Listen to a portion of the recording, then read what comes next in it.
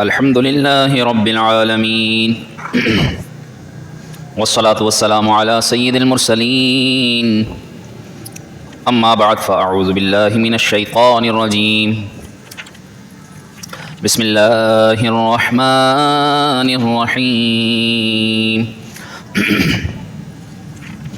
قال الله تعالى في القرآن المجيد والفرقان الحميد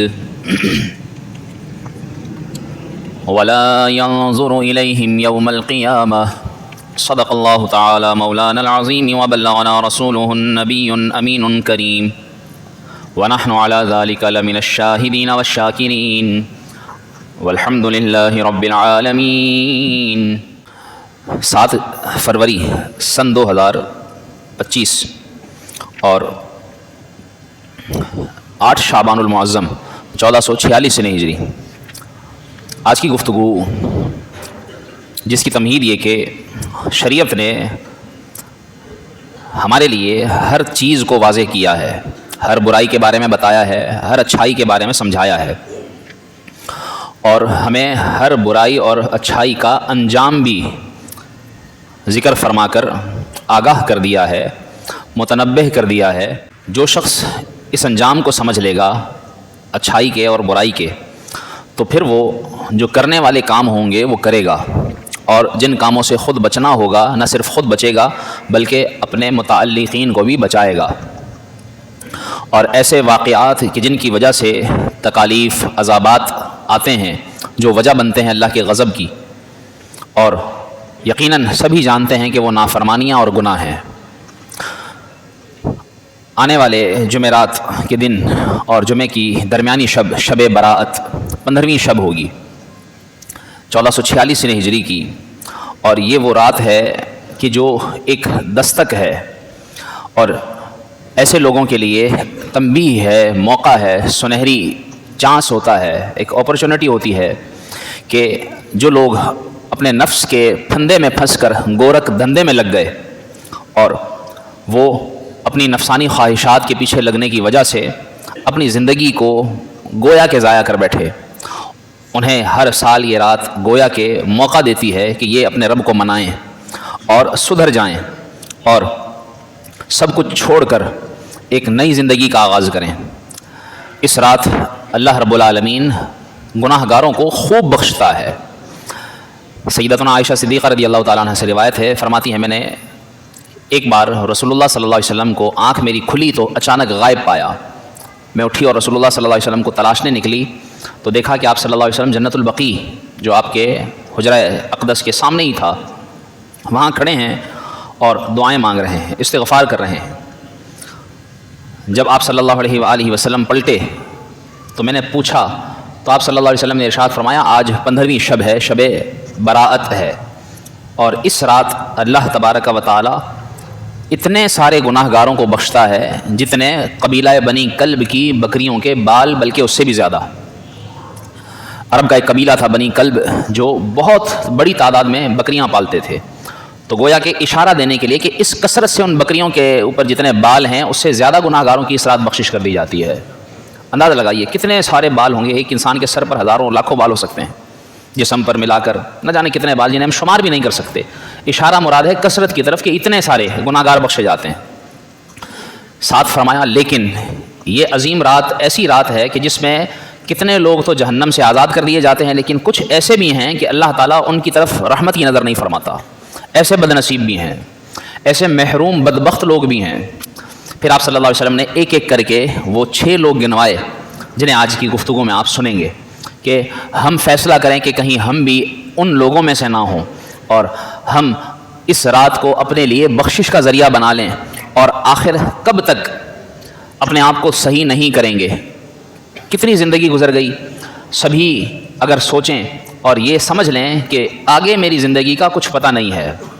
پچھلی شب براءت جیسا کہ میں نے ذکر کیا تھا، میرے ہی ایک دوست میرے ساتھ پڑھاتے تھے، لیکن کیا وجہ بنی کہ ٹرین سے جاتے ہوئے پاؤں پھسلا تھا اور پلیٹ فارم اور ٹرین کے بیچ میں پس گئے اور جان سے گئے۔ انہوں نے نہیں سوچا ہوگا کہ یہ شب برات اور اس سے اگلی شب برات کے درمیان میں نہیں ہوں گا۔ ایسے ہی ہم بھی یہ نہ سمجھیں کہ صحیح سلامت ہیں، ابھی کوئی بیماری نہیں لگی ہے، ابھی بستر مرض پر نہیں آئے ہیں۔ یاد رکھیے کراچی میں حادثات دیکھیے کہ 11 لوگ کل کے دن ٹریفک حادثات میں 11 لوگ مارے گئے.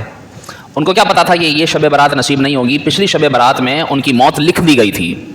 ایسے ہی ہمیں نہیں معلوم کہ ابھی یہ 4-5 جو دن باقی ہیں, 6 دن کے, اس سے قبل ہماری موت ہو جائے, نہیں جانتے. اور آنے والی شب برات میں ہمارا کتنا رزق لکھا جائے, ہماری کتنی زندگی باقی, ہماری موت کب آ جائے, کیسے آ جائے. اس لیے یہ موقع ہے ایسا کہ ہم اپنے رب سے بخشش کروا لیں, کیونکہ حالت ایمان میں گئے تو بخشش ہے, جس کی طرف رسول اللہ صلی اللہ علیہ وسلم نے اشارہ فرمایا کہ پہلا وہ شخص ہے کہ جس کی اس رات بھی بخشش نہیں ہوتی, اور وہ ہے مشرک, اللہ کے ساتھ شرک کرنے والا. آپ صلی اللہ علیہ وسلم نے ارشاد فرمایا حضرت معاذ رضی اللہ تعالیٰ عنہ سے, یا معاذ هل تدری حق اللہ علی العباد وما حق العباد علی اللہ, کیا تمہیں پتہ ہے کہ اللہ کا بندوں پر اور بندوں کا اللہ پر کیا حق ہے. یعنی حقوق بیان کیے, اور سب سے بڑا حق بندوں کا اور اللہ کا بندوں پر, بندوں کا اللہ پر کیا بیان کیا. فرمایا بندوں پر یہ حق ہے لا یشرکوا بہ شیئا, کہ وہ اپنے رب کے ساتھ کچھ بھی اس کے ساتھ شرک نہ کریں. یہ سب سے بڑا حق ہے رب تعالیٰ کا کہ وہ اس پر ایمان لائیں, کیونکہ اللہ تعالیٰ نے قرآن مجید میں ارشاد فرمایا ہے ان اللہ لا یغفر ان یشرک بہ ویغفر ما دون ذلک لمن یشاء, اللہ تعالیٰ سب بخش دے گا, شرک نہیں بخشے گا. اور فرمایا ومن یشرک باللہ فقد حرم اللہ علیہ الجنۃ, کہ جو اللہ کے ساتھ شرک کرے گا اس پر اللہ نے جنت حرام فرما دی ہے. ومأواہ النار, اور اس کا ٹھکانہ ہے ہی جہنم. آپ صلی اللہ علیہ وسلم نے ارشاد فرمایا, اور اللہ پر بندوں کا حق کیا ہے, لا يعذب من لا یشرک بہ شیئا, کہ جو اپنے رب کے ساتھ کوئی شرک نہ کرے, اللہ پر یہ حق ہے کہ اللہ تبارک و تعالیٰ اس کی بخشش فرما دے. تو اس رات جب بخشش بٹتی ہے اور لوگ محروم ہوتے ہیں, ان میں سے پہلے نمبر پر محروم بدبخت وہ ہے جو مشرک ہو, جو اللہ کے ساتھ شرک کرے, اس کی ذات میں, اس کی صفات میں, اس کے افعال میں, اس کی عبادت میں کسی بھی طرح. سعد الدین تفتازانی رحمۃ اللہ تعالیٰ علیہ بہت بڑے عالم دین گزرے ہیں, وہ شرک کی تعریف لکھتے ہیں کیونکہ ہمیں شرک کی تعریف بھی معلوم ہو.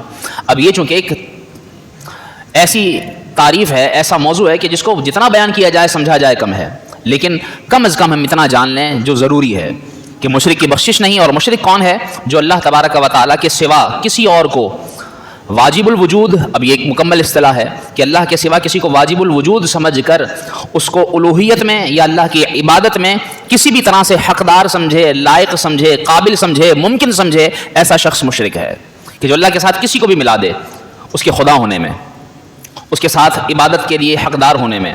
صرف عبادت کے لائق ہے اللہ رب العالمین. جتنی صفات اللہ کی ذاتی صفات ہیں اس جیسا کوئی نہیں ہو سکتا. صرف اور صرف رب العالمین ہی ہے کہ جو اپنے افعال میں قادر ہے, وہی رب العالمین ہے جو ایک وحدہ لا شریک ہے. تو اس لیے ہمیں جان لینا چاہیے کہ شرک کیا ہے اور اس سے بچنا چاہیے. کسی بھی طرح سے شرک میں ہرگز مبتلا نہ ہو, کیونکہ مشرک کی اس 15ویں شب بخشش نہیں. دوسرے نمبر پر رسول اللہ صلی اللہ علیہ وسلم نے ارشاد فرمایا ولا مشاحن, اور نہیں بخشا جائے گا اس رات میں کون, بغض رکھنے والا, کینہ رکھنے والا, جو دل میں کسی مسلمان کا بغض رکھے, عداوت رکھے, دشمنی رکھے. ایسے شخص کو اللہ تعالیٰ اس کے حال پر چھوڑ دیتا ہے. آپ صلی اللہ علیہ وسلم نے ارشاد فرمایا دب الیکم داء الامم قبلکم الحسد والبغضاء ہی الحالقہ تحلق الدین. آپ صلی اللہ علیہ وسلم نے ارشاد فرمایا پچھلی امتوں کی کچھ بیماریاں جو تم میں آئیں وہ کیا کیا ہے, حسد اور بغض.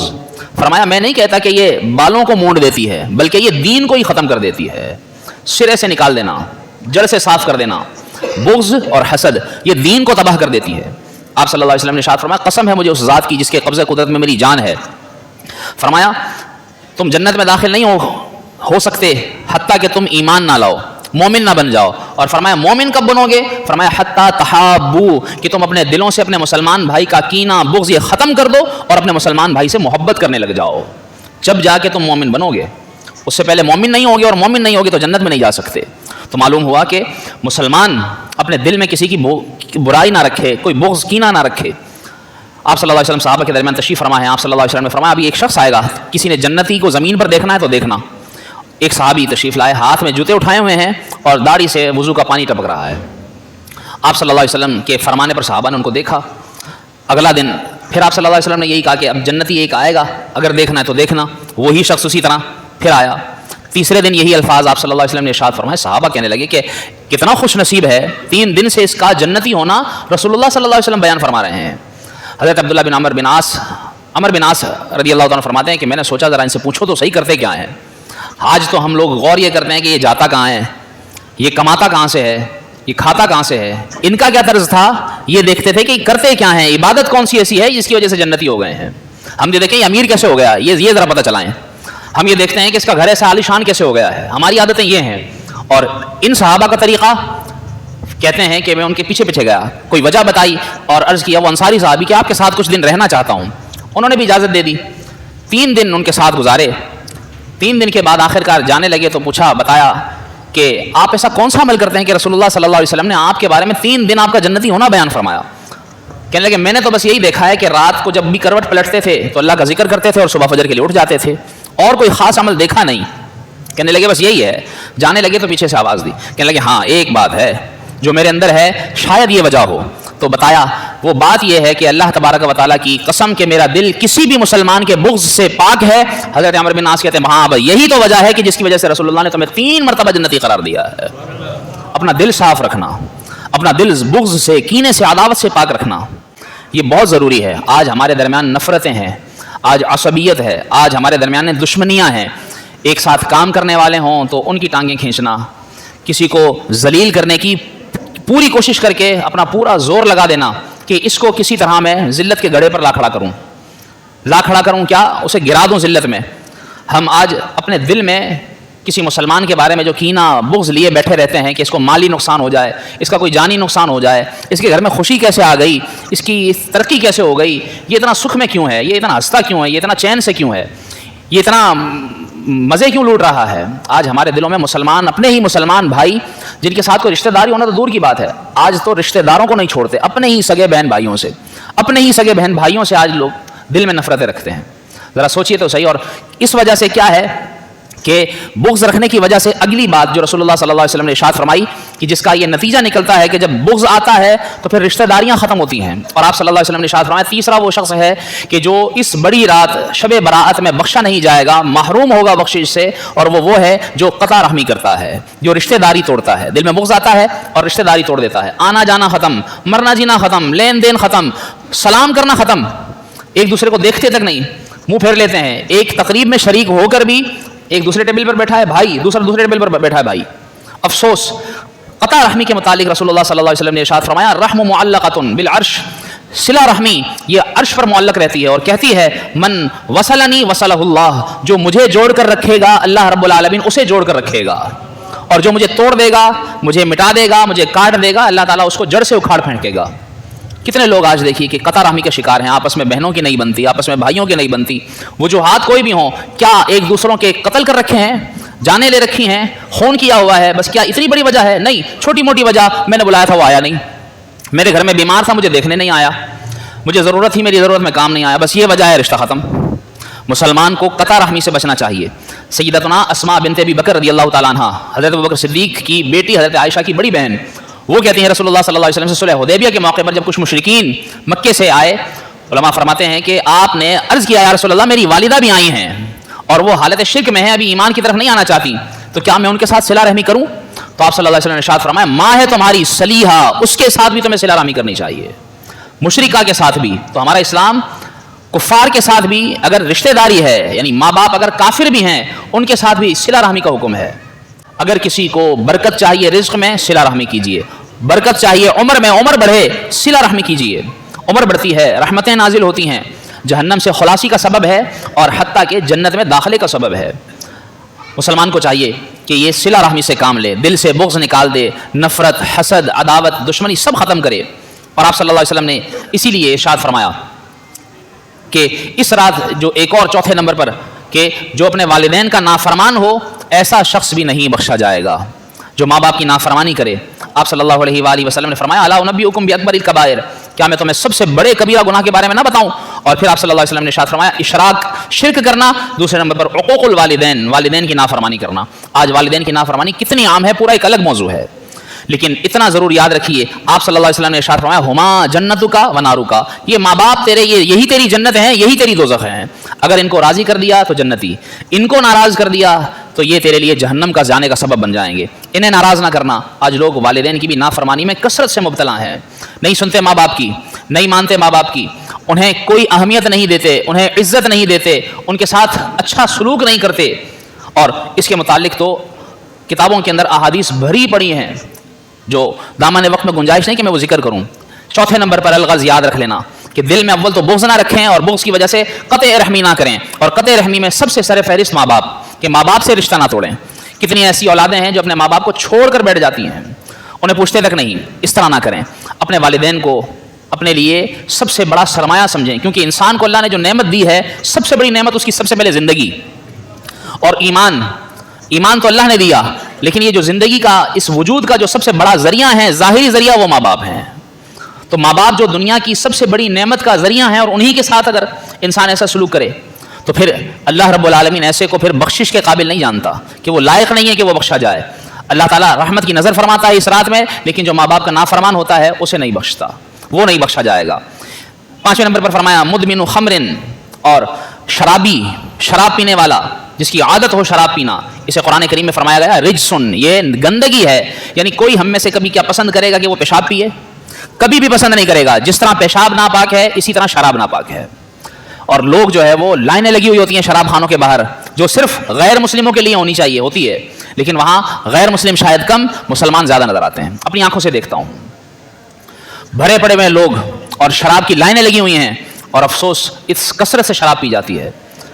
मुसलमान को चाहिए कि इससे बचे। आप सल्लल्लाहु अलैहि वसल्लम ने इसे उम्मुल खबाइस करार दिया है, सब बुराइयों की माँ है, ये जड़ है, ये शराब। आप सल्लल्लाहु अलैहि वसल्लम ने फरमाया हर नशा देने वाली चीज़ शराब, और शराब हराम है, और जिसने दुनिया में पी वो आखिरत में जन्नत की जो पाक शराब है उससे महरूम रहेगा। और आप सल्लल्लाहु अलैहि वसल्लम ने ऐसे 10 लोगों पर लानत फरमाई है, जो किसी भी तरह जिनका ताल्लुक हो शराब के अंदर, लेने में, देने में, बेचने में, खरीदने में, बनाने में, बनवाने में, मंगवाने में, ले जाने में, उठाने में, ऐसे हर शख्स के ऊपर लानत फरमाई है। तो अंदाज़ा कीजिए शराब पीने वाले की कितनी कबाहत होगी। और 6ठे नंबर पर आप सल्लल्लाहु अलैहि वसल्लम ने इरशाद फरमाया तकब्बुर से कपड़ा लटकाने वाला, कि जो अपना लिबास लटकाए, तहबंद लटकाए, पजामा लटकाए तकब्बुर से, क्योंकि अरब के अंदर दरअसल कपड़ा सिर्फ अमीरों के पास होता था।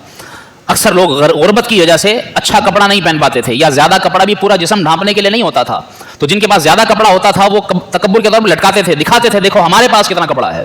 तो आप सल्लल्लाहु अलैहि वसल्लम ने ऐसों को मना फरमा दिया कि तुम अपना कपड़ा तकब्बुर की वजह से, खास तौर पर मर्द को मना फरमाया कि अपने पांचे टखने से नीचे तकब्बुर से ना लटकाना, और अगर कोई तकब्बुर से कपड़े लटकाता है तो ऐसे को फरमाया कि उस रात में उसकी भी बख्शिश नहीं होगी। असल इल्लत तकब्बुर है, तकब्बुर से कपड़ा लटकाना। आज देखिए कि लिबास इस तरह का पहनते हैं लोग कि जिससे कोई बड़ाई झलके, जिससे चौधराहट जमे, खुद नुमाई हो, अपने आप को दिखाना, एहसास बालातरी हो, सामने वाला हकीर नजर आए। आजकल जो खवातीन अगर तकब्बुरन पहनती हैं, गरारे शरारे और इस तरह के लहंगे, अगर तकब्बुर से कपड़े लटकाते हुए जा रहे हैं, इस तरह के कपड़े पहने जाते हैं। और मर्द हजरात भी बाज़ औक़ात ऐसे कपड़े पहनते हैं जो तकब्बुर की वजह से दूसरों को सिर्फ दिखाने के लिए, अपने ऊपर अल्लाह की नेमत का इजहार करना, ये एक अलग बात है। अगर तकब्बुर से है तो आप सल्लल्लाहु अलैहि वसल्लम ने इरशाद फरमाया मन जर्रा सौबहु ख़यला लम यंजुरिल्लाहु इलैहि यौमल क़ियामा, जो तकब्बुरन अपने कपड़े को लटकाएगा, जो घसीटेगा, आप सल्लल्लाहु अलैहि वसल्लम ने फरमाया अल्लाह ताला क़यामत के दिन उसके ऊपर रहमत की नज़र नहीं फरमाएगा। हज़रत अबू बकर सिद्दीक़ ने पूछा या रसूलल्लाह क्या मैं भी उसमें से हूँ? आपने फरमाया लस्ता तस्नाउ ज़ालिका ख़याला, तुम्हारे कपड़े लटकते तो हैं लेकिन तुम्हारा तकब्बुर तुम्हारे दिल में मौजूद नहीं होता।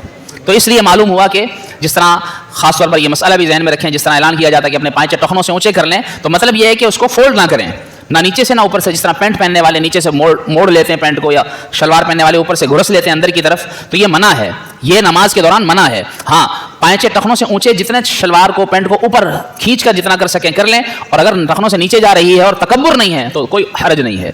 ये मसला जहन में रखें। अलगर्ज मुसलमान को चाहिए कि इन सारी चीज़ों में खास तौर पर जिस तरह गैर मुस्लिमों से मुशाबहत होती है, तकब्बुरन कपड़े लटकाने में अरब के काफिरों से मुशाबहत थी, इसलिए मना फरमाया।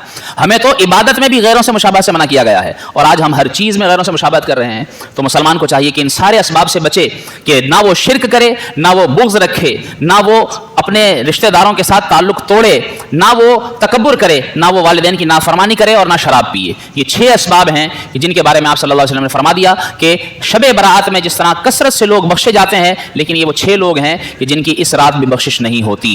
अल्लाह ताला हम सबको अमल करने की तौफीक अता फरमाए, आमीन। वो लुत्फ़े ज़िंदगी पाया नहीं करते जो यादें,